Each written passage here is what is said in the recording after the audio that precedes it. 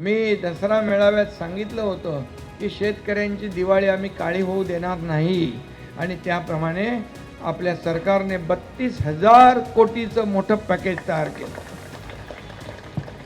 आणि त्यांच्या खात्यात मी काल पाहिलं की खात्यामध्ये जवळपास या ठिकाणी 3,500-4 हजार कोटीचं खात्यामध्ये जमा देखील होऊ लागले.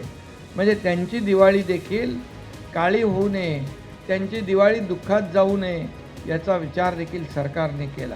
आणि त्याचबरोबर आपल्या कार्यकर्त्यांनी देखील जीवनावश्यक वस्तूंचे किट पाठवले, भांडी पाठवली, तिथले घराची साफसफाई केली, माती साफ केली, चिखल साफ केला, सगळं केलं.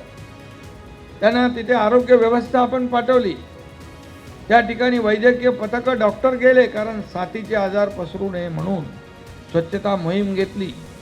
आणि आज प्रताप सरनाईक यांनी तिथल्या शेतकऱ्यांच्या गायी गुरं वाहून गेली, मरून गेली, यासाठी 101 दूध देणाऱ्या गायी शेतकऱ्यांना देण्याचा निर्णय घेतला.